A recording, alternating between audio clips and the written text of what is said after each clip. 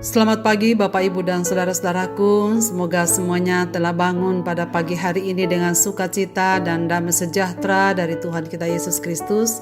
Senang sekali kita bisa berjumpa kembali pada pagi hari ini. Kita diberikan anugerah untuk merenungkan firman Tuhan lagi sebelum beraktivitas. Pagi ini kita akan membaca Kisah Rasul pasal 21 ayat 22 sampai 26 demikian. Jadi bagaimana sekarang? Tentu mereka akan mendengar bahwa engkau telah datang kemari. Sebab itu lakukanlah apa yang kami katakan ini.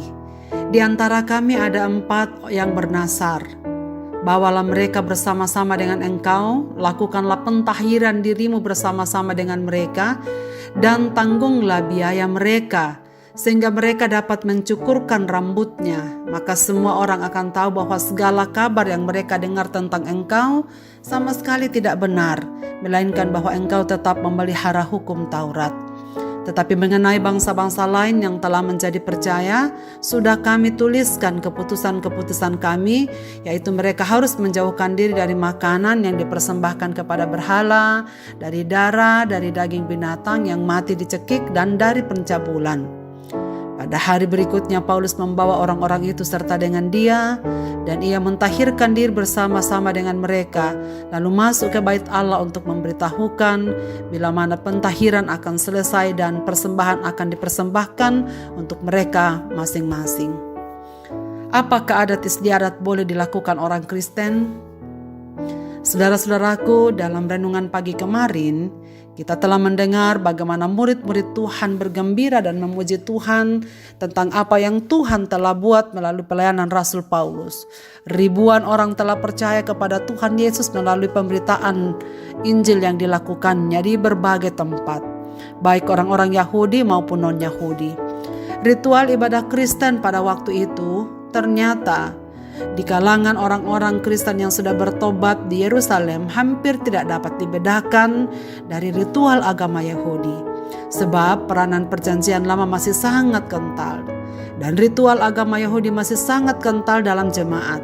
Misalnya saja mereka masih menjalankan hukum-hukum yang berhubungan dengan upacara keagamaan seperti sunat, najis, tahir, korban penghapus dosa, dan lain-lain.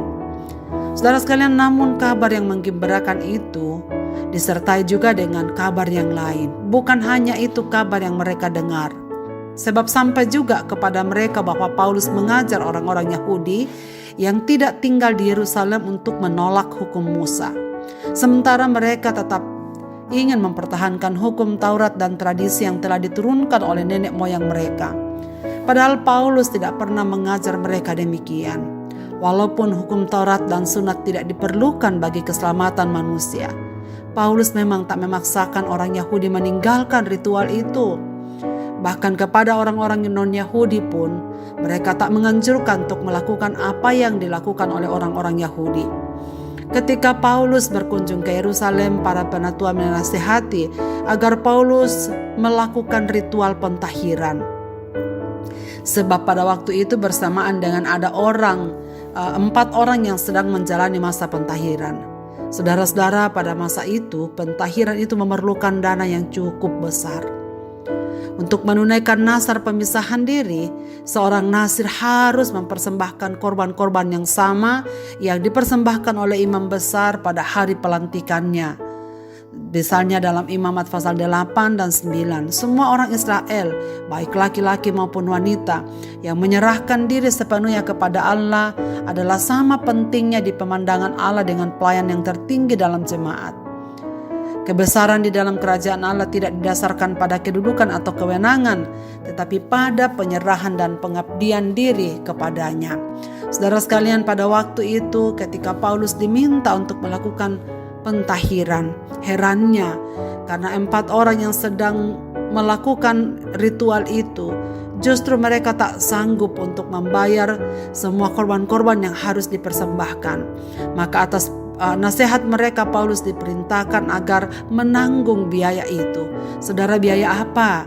Dalam Imamat pasal 6 ayat 14 dan 15 dikatakan, dan ia harus mempersembahkan sebagai persembahannya kepada Tuhan seekor domba jantan berumur setahun yang tidak bercela. untuk korban bakaran dan seekor domba betina berumur setahun yang tidak bercela untuk korban penghapus dosa dan seekor domba jantan yang tidak bercela untuk korban keselamatan. Juga sebakul roti yang tidak beragi, yakni roti bundar dari tepung yang terbaik yang diolah dengan minyak, dan roti tipis yang tidak beragi diolesi dengan minyak, serta dengan korban sajian dan korban-korban curahannya. Saudara sekalian, bayangkan semua ini harus dipersembahkan bagi orang-orang yang akan melakukan ritual Nasir. Saudara, semua ini dilakukan bagi Paulus dengan tujuan supaya ketahuan kepada masyarakat banyak bahwa Paulus tidak menentang adat istiadat mereka. Paulus pun melakukan hal itu meski dia tidak melakukan satu dosa tertentu yang membuat dia tidak tahir. Meski tidak sejalan dengan pemahaman imannya, Paulus bersedia kompromi. Ia bersedia menjadi segala-galanya untuk memenangkan mereka kepada Kristus. Atas nasihat para pemimpin di Yerusalem, Paulus sungguh-sungguh mengikuti ritual ini dengan baik. Paulus rela melakukannya demi persatuan dan kesatuan jemaat Tuhan. Bagi Paulus, sejauh tidak menyinggung masalah teologi dan prinsip Alkitab, ia mau kompromi. Ia lebih fleksibel dalam hal ini. Ia mengorbankan perasaan dan harga dirinya dengan segala kerendahan hati demi harga diri dan perasaan saudara-saudara sebangsanya. Semua ini Paulus jadikan sebagai jembatan agar Injil dengan leluasa diberitakannya. Saudara sekalian, kesediaan untuk merendahkan diri bahkan berkorban memang diperlukan bila kita ingin memenangkan orang bagi Kristus.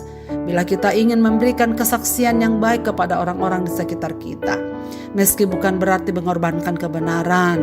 Kadangkala kita harus belajar untuk fleksibel dalam hal-hal yang tidak bersifat prinsip.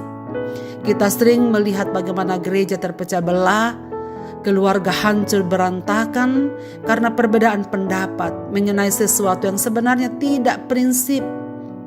Kita memang harus berdiri teguh di atas kebenaran firman Tuhan, tetapi kiranya kasih menjadi sesuatu yang melandasi pelayanan kita agar karya Tuhan melalui kita tidak terhalang. Sejauh mana adat istiadat kita bisa lakukan, sejauh tidak melanggar prinsip firman Tuhan dan menjadi jembatan untuk memberitakan Injil dan berguna untuk memelihara persatuan dan kesatuan dalam jemaat dan keluarga. Marilah kita berdoa. Bapa di sorga, terima kasih banyak untuk firman-Mu pada pagi ini. Ajarlah kami untuk bijaksana menyikapi segala sesuatu yang terjadi di seputar kehidupan kami. Bahkan jika kami berada pada posisi saat Paulus ada, kami diperhadapkan dengan mengorbankan kebiasaan atau apapun yang telah kami lakukan setelah kami percaya kepada Kristus. Demi persatuan dan kesatuan dengan keluarga, dengan masyarakat, dengan jemaat Tuhan. Tolonglah kami untuk merendahkan diri. Tolonglah kami supaya kami menjadikan semuanya sebagai sarana untuk melayani dan memberitakan Injil bagi saudara-saudara kekasih kami. Kiranya pagi hari ini membuat kami untuk semakin mengerti, untuk semakin rendah hati seperti Paulus, dan tidak selalu bertahan kepada pendapat-pendapat kami yang kemungkinan bukan prinsip yang harus dilaksanakan oleh orang lain. Berilah kami kerendahan hati ya Tuhan, supaya kami selalu memiliki waktu yang baik untuk memelihara kesatuan dan persatuan bagi saudara-saudara kami. Biarlah firman-Mu pada pagi ini kami renungkan bersama dan kami lakukan dalam kehidupan kami. Segenap pendengar renungan pagi dimanapun mereka berada, kiranya Tuhan memberkati mereka secara pribadi, keluarga, jemaat, dan dimanapun mereka berada. Dan apapun yang kami lakukan di hari ini, ke dalam tangan kasih-Mu Bapa kami serahkan hidup ini. Dalam Kristus Tuhan kami berdoa. Amin.